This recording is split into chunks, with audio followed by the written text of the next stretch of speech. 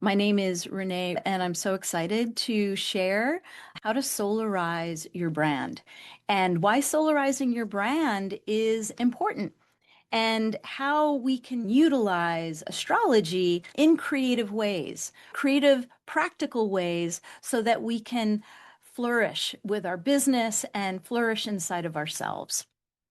Because you're here, I'm sure you're also a soul-led entrepreneur. You're someone who's heart-focused, a visionary, a dreamer, a magical thinker, and you know that everything is energy and that anything is possible. So today, what we're going to talk about are the transits in 2026, transforming imposter syndrome, branding versus marketing, because I think some people think branding is marketing and it's a little different. We're going to talk about solarizing your brand and how you can use your sun sign and AI to help you channel some more of your light into your business, into your creative project, into your soul work. And I hope you don't mind, but towards the end, we're going to talk about a new course to help people with their strategy and with their creativity and with their business. And also a very special invitation to Stellarmuse.AI, which is in beta now, which actually happens to be my AI. And I'm really excited to share more about that with you all. And we're also going to have some Q&A. So hang tight. There's a lot to cover. Who here is confused, unsure how your brand pieces fit or fit together? Don't really know how to position yourself in the marketplace. Maybe you're turned off by soulless marketing tactics, or you're overwhelmed by all of the technology, all of the platforms that are out there, and just really not sure how they all fit together. Put yes or why in the chat if that's you. Yes, Patrice, yes. And so that's been my path too. Dawn, yes, that's been my path as well. Camelia, yes. And it's part of why I'm sharing what I'm sharing.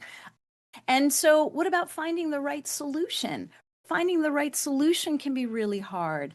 We're on limited budgets, especially because we're soulpreneurs or solopreneurs. Maybe we don't have all the time it takes to research as well as feeling overwhelmed. And maybe we're not really sure who to trust and why, especially with so many marketing best practices out there that keep coming at us, and we're just not sure which ones to utilize. And we want the best ROI, the best return on investment. So finding the right solution also means investing in yourself in a way that will give you what you need to get you to the next chapter. So let me know if that's something that you're also looking for. Maybe because many of us are wishful thinkers, we're dreamers, we're creators, that we may not have a strategy. And when we don't have a strategy, there may not be consistency in our branding, in our marketing, and in our social presence. And if there's not consistency, we may not be building trust because our audience might be confused about who we are, what we're saying, and what we're delivering. Maybe it's hard to sell yourself, or maybe you don't know how to sell you. Maybe there are marbles in your mouth when you even think about that, because that was definitely my issue for a while. So, in the process of not having strategy, you may be experiencing little or no results with what it is that you're doing. And somewhere along the line, you may be doubting yourself and feeling like an imposter. So I just want to introduce myself again. And for over 20 plus years, I was an award-winning creative director in advertising. And I worked in digital, I worked in print, I worked in TV. I worked on Fortune 500 companies, medium-sized companies, small boutique companies. And I also was a big part of the same-sex marriage movement back in 2000. And I launched an event called The Wedding Party. And it was before same-sex marriage rights. And it was a huge event that ran about 4 or 5 years in a row. And it was a real game changer in terms of the movement. And really proud about that in my life. And in 2018, regardless of my accomplishments, I turned into an imposter. I was free because I left advertising to start my own business, but I didn't really know who I was becoming. I was unsure of what I wanted to say. I didn't know how to express my value. I just dove into all the things that I loved, thinking I'll just figure it out as I go. But I cringed at the thought of selling myself. I was overwhelmed by technology, even though technology was always a part of what I was doing back in agency land. But doing it for myself with all of these new platforms felt really overwhelming. And the truth is, I was healing from my 20 years of work stress, working in the way that I had been working. When I left, I was rethinking, reimagining, and also reclaiming parts of myself that I lost along the way. And I didn't know who to trust. I was running out of money. And then the world changed. And since 2020, there's been one crisis after another. We've been living in really intense times from COVID, which was a really big deal, right? And at the same time, we've all recently been experiencing a tremendous amount of government instability in our country and then globally. There's been so many natural disasters, wars, genocide. We're dancing with apocalyptic times. And I don't know who is aware of Three Eye Atlas, but Three Eye Atlas is this interstellar visitor from another galaxy, and people don't know what it is. It's behaving like a comet and it's not behaving like a comet. And it just leaves us with what is been going on and where does that leave us in terms of the future. So wanted to explain things through the lens of astrology because astrology is a wonderful tool that gives us perspectives. It gives us themes, thematic understanding of some of the archetypal changes at play. And one of the big players has been Pluto. And Pluto, while a small planet that's way out there in our solar system, is a really big player. And it's known as the evolutionary transformer. So, where it moves into, it brings a tremendous amount of depth as well as death and renewal or rebirth. And it's about revealing the shadows, transforming the shadows that exist below the surface. And it also involves facing our fears and transmuting our fears so we can evolve. And so in 2024, there was a changing of the guard. It actually moved from Capricorn into Aquarius. Now, both Capricorn and Aquarius are archetypes of collective change. And they also are the archetypes of systems and reforming systems and how we plan for the future. Capricorn, very rooted in earth, in order, in structure, in governance, in authority, and it also involves financial institutions, corporations, those structures that we rely on. And in 2008, all of a sudden, we were in the middle of a financial crisis, and a lot of those secure structures started to show their cracks. And moving from Capricorn to Aquarius, we're moving from earth into air. And air is lighter, it's more spacious, it's about new ideas, it's about innovative new ideas, connecting the dots in new ways. And inside of Aquarius, it's about humanity. It's not just about me, it's about we or the collective we. And it's about the power of the people as well as authenticity, like being really real, not just real in terms of the practical things we need to do to keep things going, but more of that deeper inner truth in terms of who we really are. So in 2024, we started to experience a humanitarian crisis. And Pluto forces you to face your fears to establish who you are, how you feel, and a part of what is happening. And so keep in mind with Pluto and Aquarius, it'll be here for the next 18, 19 years. And what it's bringing to us, because Aquarius represents innovation and technology, is a technological evolution. And we're all experiencing that now with AI. At the same time, behind AI, we've got quantum computing. We've got nanoseconds of information, vast databases, all operating together. There's a certain level of transparency and accountability. Surveillance is now coming into the fold, but also the exposure of corruption. And that's the beginning stages of where we are now, and maybe what we're seeing in terms of the decline of what's happening from a government standpoint. And Aquarius is also about hope, right? So it's about having the hope that will persevere to help us understand and be a part of what's happening, because it's about collective governance, understanding how the voice of the people can really make a difference. So it's more of a distribution of power.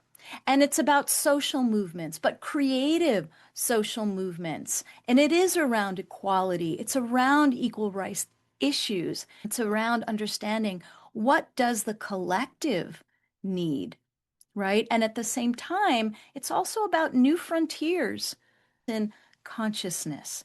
For those of you that love Aquarians in your life, they're always thinking in an expanding kind of way. And it is about opening up to how we're connected to consciousness, not just what we say, not just what someone else does, but there is a larger reason for being. And it's interesting with Three Eye Atlas happening at this time that maybe we are finally going to understand that we're not the only ones in the universe. And so in 2026, there's some interesting changes on the horizon, cosmic shifts that involve building our dreams so we can evolve. And so the dream and the architect will be coming into play. Right now, Neptune and Saturn has moved back into Pisces to finish up some old business in the last final degrees of Pisces before they both move together on February 20th at 0 degrees. This is going to be a day to mark in your minds, because Aries represents new beginnings, and it represents spiritual activism on the rise, because Neptune is the great divine, the great imagination. It's how we transcend. It's that power of our intuition. And Saturn is how we build things, the structures that we need, the new structures that may be coming into play. So new heroes will be emerging. It's where maybe courage may start to meet a new creative vision for the future. And we may see that in art and music and new myths, new stories to tell, and how we can mobilize our dreams into action. When enough people share the same vision, how can we actually impact not just our local community, but communities at large? Aries is a fire sign. Aries is a sign of new beginnings. So moving from Pisces, which is a completion cycle, into Aries, it'll be a really interesting thing to see what starts cutting through the fog. Imagination on fire, what is starting to emerge. And at the same time, Uranus moved into Gemini back in July, and now it's been in retrograde back in Taurus, unearthing, completing some final degrees in Taurus before it moves on into Gemini. And Gemini is the pollinator of ideas. It's all about all of the ideas and connecting the dots in new ways. It's about the details of information and conversations. So with Uranus, which happens to be the ruler of Aquarius inside of Gemini, there's going to be a lot of fire and a lot of air coming into play in 2026. A lot of new actions, a lot of new ideas that will help shape where we are, and time for us to get our dreams out there and to build the right structure for our dreams so that we can flourish and connect spaces, not just for ourselves, but spaces for other people. So there'll be mind-bending innovations. We may be reimagining education thanks to AI, like personalized accelerated learning. Maybe there'll be more social adaptability, new trends, new experimentations. And maybe there's this dual reality that could be happening because Gemini is the twins, right? So we'll be bridging the world of the digital and the physical on some level, more so than maybe we have before. And with Gemini and with Aquarius, there are new words, new language, new concepts, and new inspirations to open up our lens and our intuitive lens to understand how we can look at our business with fresh new eyes and energy and creativity.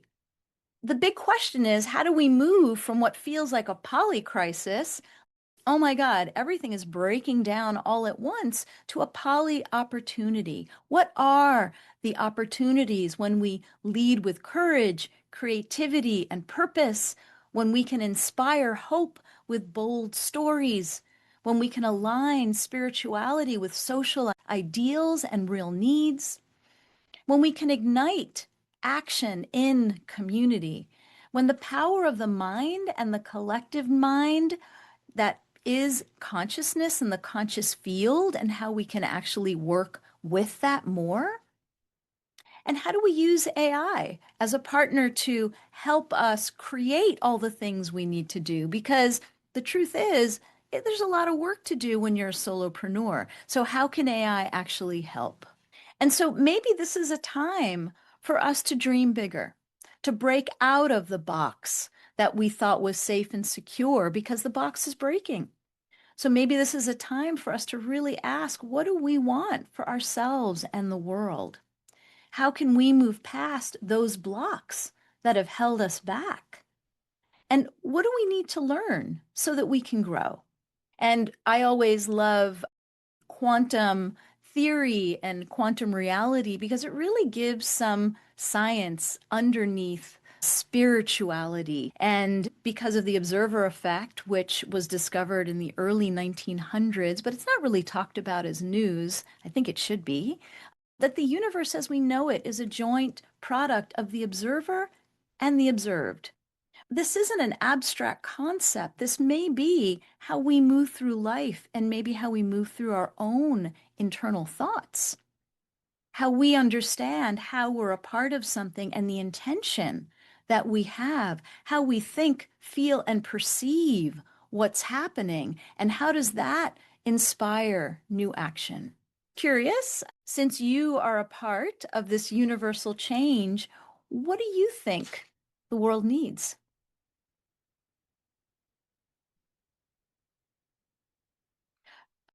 Hey, Gwen, so nice to see you. Community is vital right now. Yeah, community coming together. Yes, Patrice, compassion, love, and understanding. Yes, beautiful Pisces. I love that. Sky, I think the world needs people to be authentically themselves. Yes, the more permission we can give ourselves, the more real we can become, and the more we can actually grow into who we are meant to be. D, we need to slow it down. Dawn, connection. Yeah. Authentic messages of hope. Yes. Yeah. Yeah, who are we in crisis? Who are we in crisis? And how do we, let's say, make the most of this chrysalis that we're in, right? We're like in a birth canal now, right? And when, a caterpillar moves into its cocooning stage, there's this chrysalis, this space of the unknown, but yet maybe there's something known at a deeper level of what we're growing into. It just requires some imagination to shape it. Yes, we're in that galactic birth canal now, according to the Mayans. And there's a lot of indigenous culture wisdom that have been talking about these times. So nothing is happening by accident. And it's always a combination of what we hear in the news and then what are some of the prophecies, what are some of the archetypes at play, because we live in both worlds. We live in both worlds. Like there's the prophecy of the condor and the eagle. So that's a really interesting thing to look at. Gwen, thank you for sharing. Yeah, the rebirth of the fifth world. So there is an awakening process, and there's a lot that we may not understand that we're a part of in terms of what we're waking up to and who we are in that process. This is definitely turning into a juicy conversation, but I also wanted to introduce this idea, this concept, this quote, pronoia being the opposite of paranoia, right? So if we are the observers and we are observing the world, the crisis, what's happening around us, who are we inside of what we're observing, how we're perceiving, and what if pronoia, being the opposite of paranoia, is a belief that the universe is conspiring to help you? How would your life change? How would the challenges in your life be seen differently if you held it that way? And it doesn't mean that you may have the answers now, but maybe it's just a space to help you hold what's going on. And maybe it allows for a grace in maybe a clearer, more dynamic way. So maybe the new mindset is the universe is conspiring with me, and maybe it's time for me to conspire with it. Because planetarily, themes are changing, and we can't look at the future through the lens of the past. And so, one of the things that I wanted to talk about is transforming the imposter, because sometimes that self doubt can really hold us back. Do you feel like a shy soulpreneur? If so, put yes in the chat. If no, you feeling confident, put no. No, Dawn says, the Capricorn. I am a confident soulpreneur. Gwen, you are a shy soulpreneur. Yeah, I am too, Gwen. Coming out of my shyness has been a big deal. I wasn't shy when I was in corporate, but doing it for myself, I discovered how shy I actually am. Patrice, sometimes. Sky, somewhat. Yeah. Do you hate soulless marketing? And soulless marketing normally feels like a turnoff. We don't know what feels real. It feels fake, right? There's something that feels forced. So it's like finding our authentic voice and not feeling soulless in the process is the challenge. Maybe it's the challenge and it's also the solution. Selling yourself is a part of the game, right? But maybe you cringe at the idea of selling yourself. So, how many people cringe at the idea of selling themselves? I know I do. Yeah. Patrice, yes, yes. Sky, yep. Yeah, it's hard. It's hard and often cringy. Yes, don't mind selling ideas, just not me. Rob, not cringy if you can communicate with the right voice. Yeah. Finding your true authentic voice, knowing what it is you want to talk about, and coming from a place within you that feels real. So, do you doubt yourself? Do you measure yourself by other people's standards? Do you discount what you've accomplished so far? Do you judge yourself for who you're not yet? And do you feel like an imposter? I've never liked the word imposter syndrome until I realized, oh my God, I have that. I've been feeling that. And so I started to dig into it to understand it a little bit more. And so it's a subconscious looping pattern. It's a somatic internalized response. And it can activate extreme self doubt and limiting beliefs. It can open up a whole bunch of limiting beliefs that maybe you thought you were over and maybe you haven't really dealt with yet or confronted yet. It puts the inner critic on steroids, right? And it could really shut down your system. Even when you're skilled and accomplished, you might be saying, who am I to do this? Am I good enough to do this? Statistically, 70 to 82% of the population feels like an imposter. So if you are feeling that, you're actually in good company. And over 70% happen to be high achieving women, right? So what's up with that? So these are the six faces of imposter syndrome. And take a look at these and just notice which ones may resonate more with who you are. There's the perfectionist. If it's not flawless, then I'm a fraud. There's the expert. I'll never know enough to be legit. There's the soloist. If I need help, I'm really not capable. There's the natural genius. Maybe things come to you super naturally most of the time, but maybe you're in a dry patch. So if you struggle, it means that maybe you're not really cut out for this. Or the superhuman, always juggling it all perfectly. And if you're not juggling it all perfectly, you think you're failing. Or the resistor. If I don't play the game, I can't fail. I'm going to resist. I'm going to rebel. And if I don't play, then I can't fail. So curious if one of these resonate with you. More than one. D, the perfectionist. Yes. All of them, Rob. Yeah, I know, right? Same. When I started looking into it, I'm like, check. The soloist. Yes. Yeah, that's a big one. The expert and the superhuman. Yeah, it's real. So it doesn't have to be one of them. It can be all of them or can be a couple of them. Thank you for sharing. And maybe all of this is really about reframing that what you're feeling, what you're experiencing, what you're naming is actually a sign that you're growing. So if you're a perfectionist, the reframe is I embrace progress over perfection. If you're the expert or want to be the expert, you trust your lived experience and your intuition. Maybe you'll never know enough, but you know enough within yourself. If you're the soloist, it's about welcoming support in terms of people helping you and also how you can thrive in connection with others, in partnership with others. If you've been a natural genius most of your life, maybe you could value the beauty of your learning curve right now and value the fact that maybe these challenges are helping you grow even more.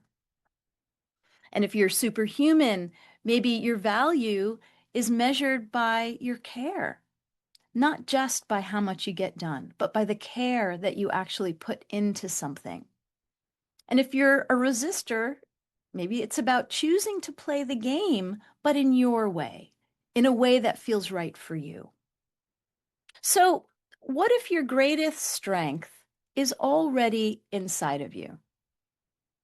It's about choosing resonance over comparison, and it's about remembering who you are and what your natural gifts and skills are, coming back to that as a touchstone and vibrationally aligning with others, vibrationally aligning with those people, whoever those people are, because that's really your audience.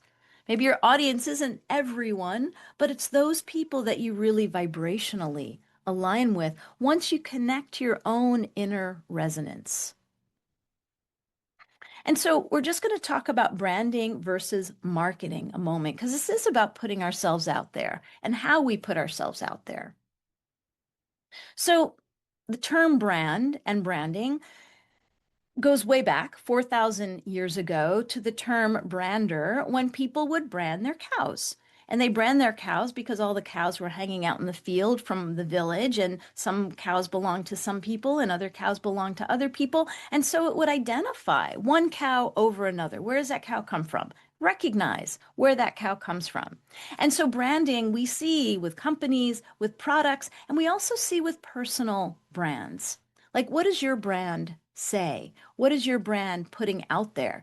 Because there may be all the DNA for your growth inside of your brand. It's almost like seeing your brand as an acorn. And from an acorn, a great oak tree can grow, right? And this is the essence of your brand personality. Like you coming back in to what you're putting out there, who you are, and why. And so branding is not marketing. Your brand is who you are, and it's your business's persona. It's the part of you that goes out into the world, the part of you that you want to be remembered for. And marketing is what you share, how you share it. And so using branding and marketing together equals growth because your brand is your mission, your vision, your values, it's your name. How many of us have gone through like buying up a tremendous amount of URLs? My business is going to be called that. No, my business is going to be called this. The decisions you make because of how you want to be remembered, what you want to be known for. And of course, included with that is what's the persona connected to that name? Your logo, your tagline, what do you want to say? The fonts, the colors, all of that come out of your brand, not just a quick choice, right? Maybe quick intuitive choices happen along the way, but there's a foundation that you're really building. And so your marketing is really more about your strategy. It's about knowing how you want to convert people into sales, how you want to grow your audience and make a real impact in other people's lives. Maybe what you're looking to do is create a social movement. It's not about a business. Still, you have to know how you're going to reach people, what you're going to communicate, and why. So it is about advertising and campaigns. It's about lead magnets, free offers, the email that you create, the email strategies that you create, promotions, how it shows up on social media, your SEO, a lot of parts. And together, this creates growth.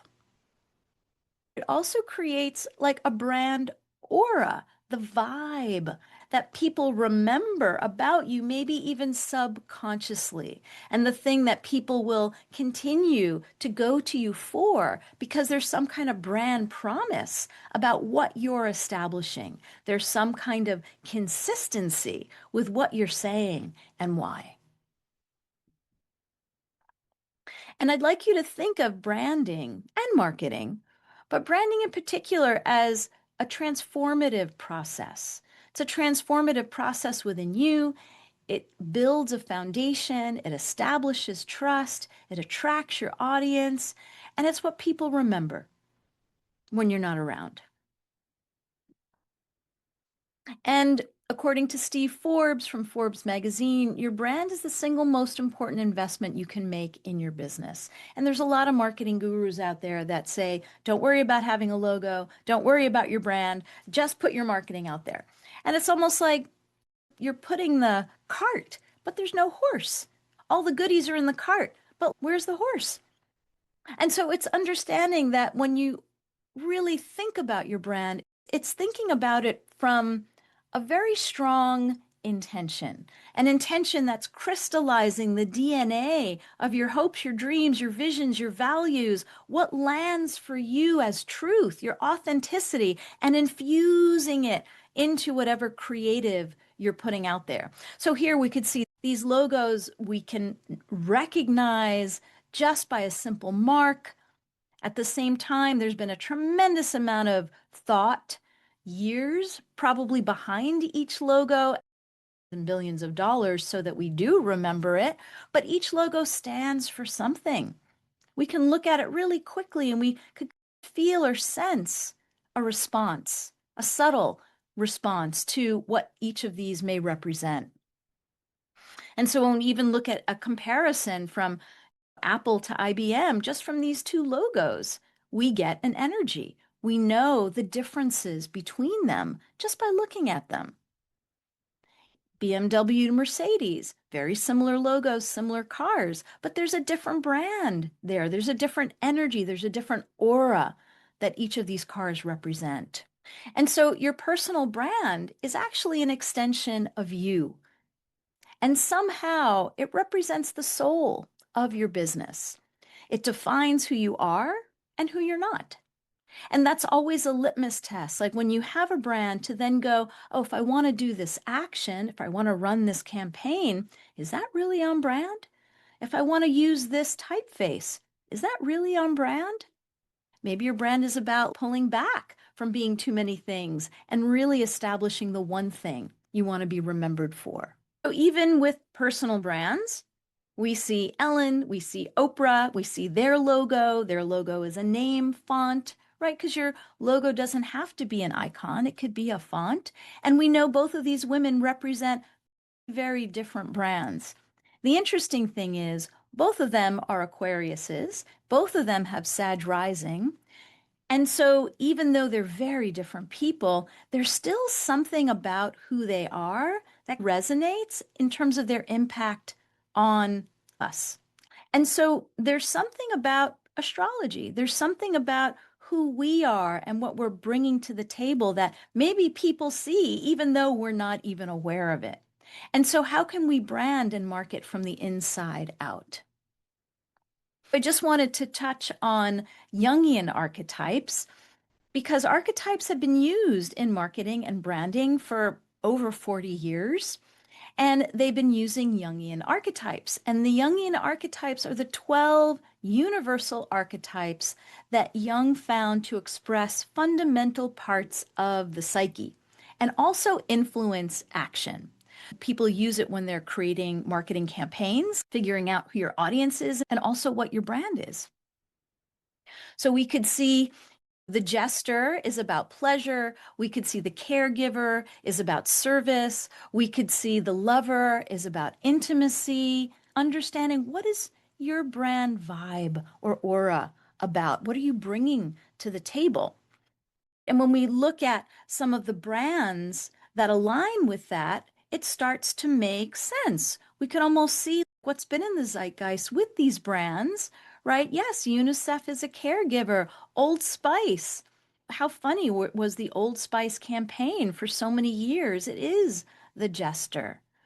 Godiva, the lover, intimacy, those moments that we share together, those indulgences, maybe we share just for ourselves, or maybe that we share with people that we love. If we layered astrological signs on here, that there's something resonant about the zodiac energies. So Cancer represents the caregiver, represents UNICEF, Gemini, the jester, witty, conversational, changing all the time, Old Spice. Godiva, Libra, the sensual qualities that connect us to those things we love and to the people that we love. If we take a step back in terms of what astrology is and has been used for since the beginning of time, travelers have used the sun and the stars to navigate their journey. They didn't have GPS. They had deserts, they had continents. How did they get there? They were led by the stars. They used the stars as maps. They understood maps by the stars. But maybe something else was happening too. When you open up to the information from the stars, maybe you're being led intuitively to where you want to go. There's something about opening up to this cosmic intelligence that helps us understand where we are in ourselves, where we are at this time. Today, astrology is being used as a map of self. It helps us as we navigate our own life's journey. There are many constellations in the sky, but it's those constellations that are along the Earth's ecliptic that are the ones that make up the zodiac. And it's the zodiac that influences the most.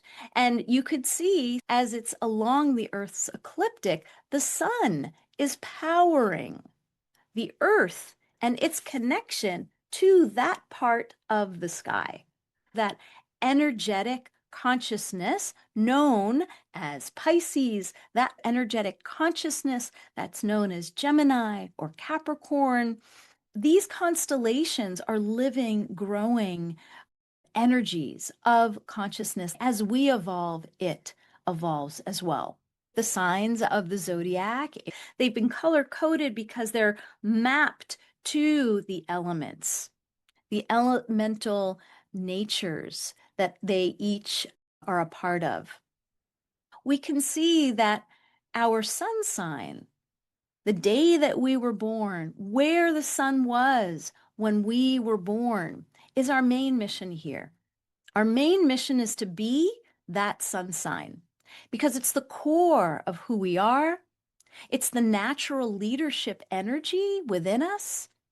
It's our inner hero that comes alive when something opens up in our heart, provides a certain level of radiance. When we lean into our sun, it's where we get our vitality because it's how we shine.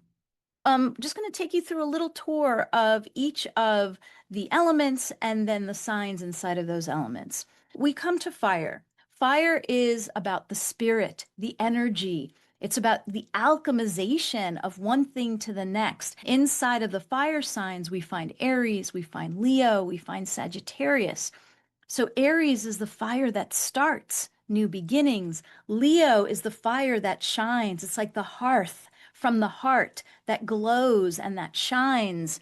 And Sagittarius is the fire of belief that lights the path. They're all fire signs. They all have similar qualities, but the fire works in different ways. And so we see Aries as the igniter, sparks, fearless action. And some of the archetypes around Aries are the warrior, the trailblazer, the pioneer, the one who's first out the gates to do something, igniting momentum, breaking barriers, pioneering new trends. Leo, the radiance, the luminary. It's about shining with creative confidence. These are natural leaders, natural directors, and there's a level of celebrity. There's a certain level of performativeness inside of Leo's energy.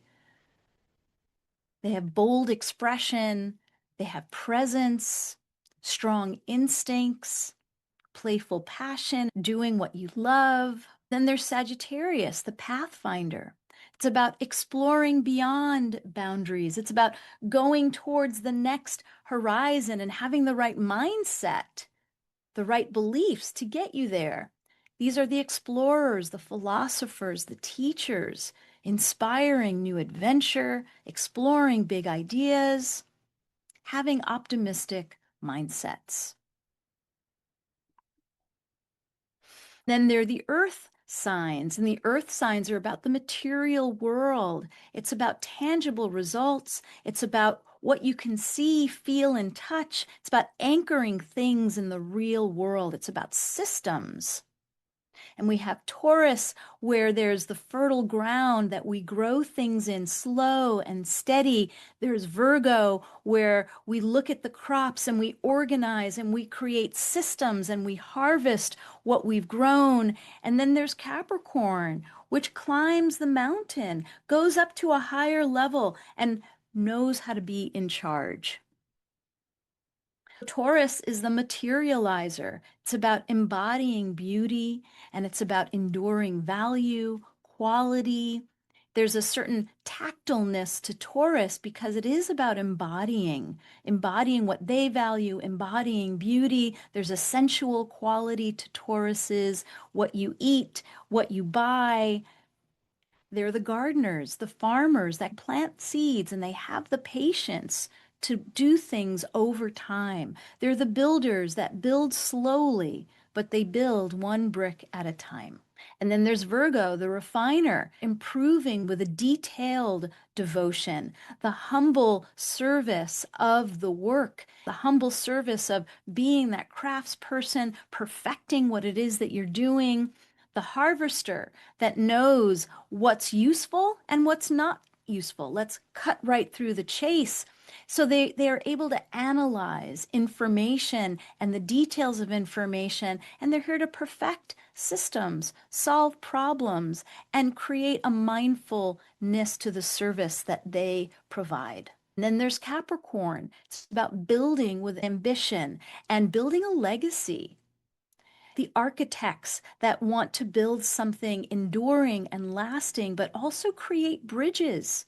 They're the executives, the professionals that see the big picture and establish the discipline, the structure, the organization. It's about strategic mastery, ambitious plans, and it's about long-term foundations. And then we have the air signs, which are about ideas and communication and influence.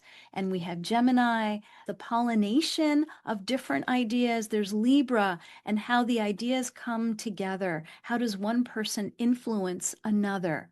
And then there's Aquarius. What ideas are beyond what we know now to see something at a larger level? We see Gemini is the pollinator. It's about cross-pollinating, interesting, unique, curious information. They're communicators, scribes, authors, speakers, socializers, and it's about weaving concepts together, adapting swiftly to new ideas, and engaging interesting conversation with a level of wit and humor, lightness as they do. And then there's Libra, the harmonizer. It's about balancing with beauty, balancing with grace, balancing with a level of diplomacy. The advocates, the stylists, there's a beauty to what it is they do and how they do it. And really, the magic is in the beauty of their dynamics, the diplomacy, the way that they are collaborating with others. And then there's Aquarius, the evolutionary, revolutionizing the status quo and leaning into future potential. These are the innovators, the scientists, the humanitarians, thinking about the future and wanting to disrupt and innovate what's not working. And there's also a sense of awakening, maybe awakening to who we actually are. And then there are the water signs about feeling, emotional intelligence, and intuition. And there's Cancer, which are the waters that connects us to each other. There's Scorpio, the deep waters, going down deep to see what emotions are below the surface. And then there's Pisces, the vast ocean of compassion. We see Cancer as the caretakers, nourishing with care and belonging, the nurturers, the dwellers. Cancer is associated with the home, with mothering, with caring. So they're the stewards for others, creating sanctuary, holding space, cultivating emotional safety. And then there's Scorpio, the sorceress, transforming with depth and instinct, primal instinct. These are the magicians and the shamans and the catalyst, willing to go to the depth, to be reborn. There's a powerful transformative quality about Scorpio energy. It's about revealing the truth even when it hurts. And it's about healing those shadow parts. And Pisces, the dreamer, it's about inspiring compassion with soulful vision. These are the mystics, the artists, the oracles, tapping into the vast imagination, the vast field of possibility, channeling artistry and your imagination into your work. And it's about sharing a certain level of universal kindness, sense of unity in who you are and what you do. Take a moment, look at the PDF, and look for the archetype of your sun sign and the elemental essence that is your sun sign, and also the core values of your sun sign, and start writing down some keywords, the ones that resonate with you. We'll just give a couple of minutes for this. And there's a list of core values here that you can take a look at.